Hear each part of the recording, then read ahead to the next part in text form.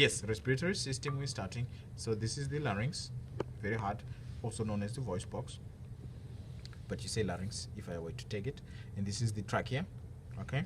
The trachea will split into two, and this is showing real nice, the two with the rings, you see? So this will be the right primary bronchus, and that will be the left primary bronchus. So look out for the tags underneath the heart, because I will take at least one of those. And okay, and while we are still at it, can you turn it like this way, because I didn't see where you're pointing on the bottom of the heart. Okay. Can you see? Can you visualize the Y now? Yeah. Okay, so this will be the right primary bronchus, and over there on the other side, and you can see the C rings to the cartilaginous rings. That will be the left primary bronchus. Okay. And then I want you to look at this, which is the phrenic nerve again. The phrenic nerve runs alongside the vena cava. So this is the inferior vena cava, and then it will innervate the diaphragm. Okay, and you could see it on this side too. Do you see it? Look at that.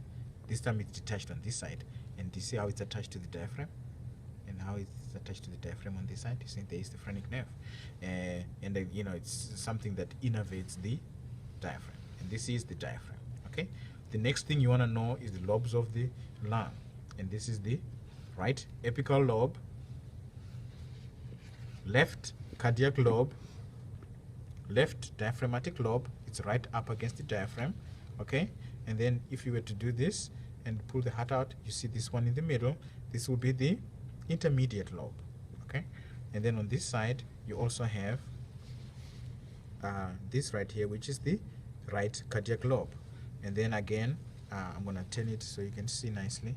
Again, you see how this is the cardiac lobe up there. And then this down there will be the right diaphragmatic lobe. And you want to say it and spell it out like that, okay? So please look at your list. This is the right apical lobe, and this is the left apical lobe, okay? And then, of course, this is the diaphragm, don't forget, okay? Now, we talked about how the esophagus is going to be up here. Okay, and I'll put the tag here, right beside the tag for the trachea. Okay, so don't forget, for the digestive system, you gotta come up here and do the tag for the esophagus.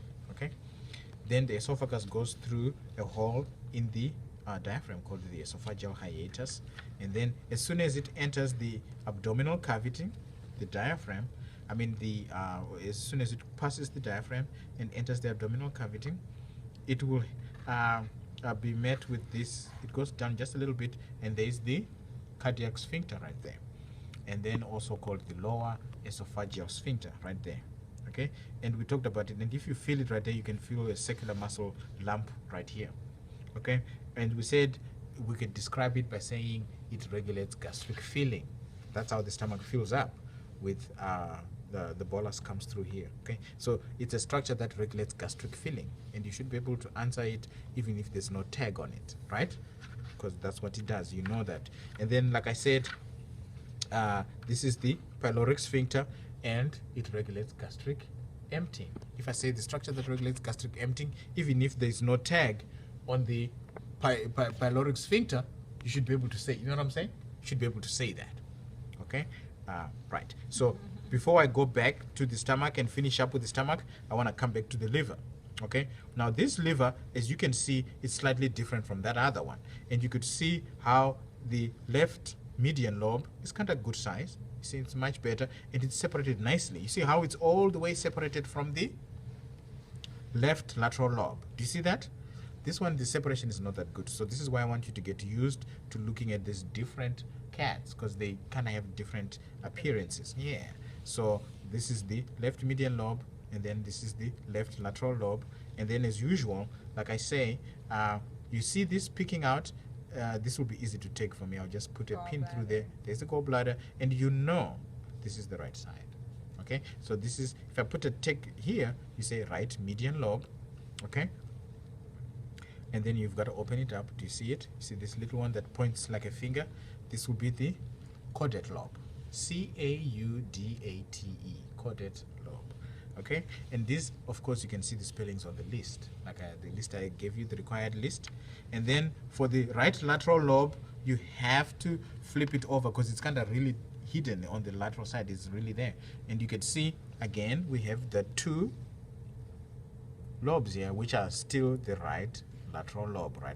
It doesn't matter where I put my sticker on it, either this or that. You don't think they're different. The same right, and you can see, like I said, the renal flexure here, which accommodates the kidney right there. Okay, it's still right lateral lobe. Okay, so we're done with that. So now we go to the stomach. Okay, boom. I said there's a small region here called the cardia, and that's too small to even take, so don't worry about that. But I will ask about this top part, which is called the fundus. What's the region of that organ? And then you say fundus. And if I put a pin anywhere close to the center here, you say the body. And I put a pin right there close to the pyloric sphincter, you say the pylorus or pyloric region. Okay?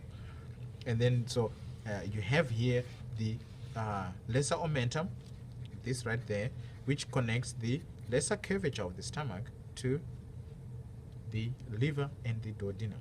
Okay. Then on the greater curvature of the stomach, you have this adipose tissue kind of deal that lays out like that. So this is the greater omentum, and some of it is kind of hidden out here, but this forms like an apron over the intestines, and this is the greater omentum attached to the greater curvature. Okay. And then of course this is the spleen.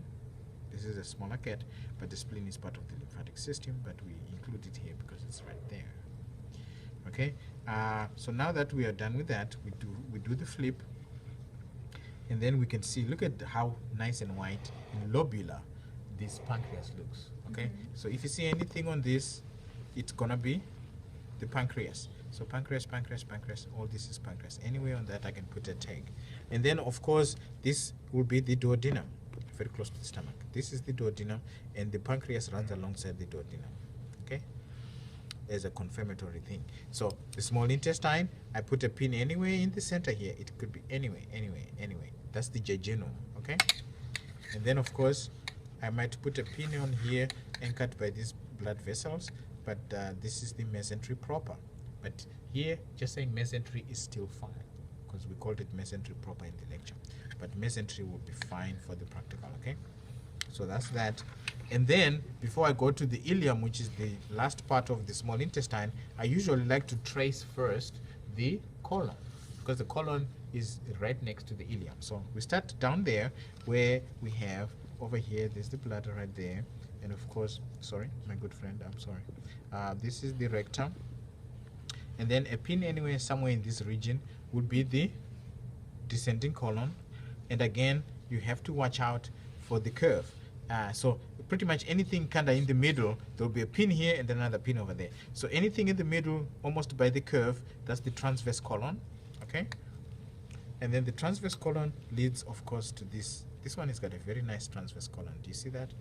I mean, ascending colon. So this is the ascending colon, transverse colon, and then descending colon. Okay, and then right at the beginning of the colon is this part here, which is called the cecum. And then you can see the cecum. You see how this first part right here? So this first part that kind of ends right there is the cecum. And then, so the pin for the ascending colon will be kind of somewhere up here. Okay? Okay, but it won't go to the curve. It will be somewhere here. And then, of course, this is the ileocecal junction. Right there, can you see that? Right there. So then, of course, the tag for the colon, the ileum would be close to the colon, to the cecum. Okay, so I'll put the tag for the ileum right there. So that's I-L-E-U-M. Okay, ileum, and then the tag for the duodenum will be close to the stomach. Okay, and then that's it.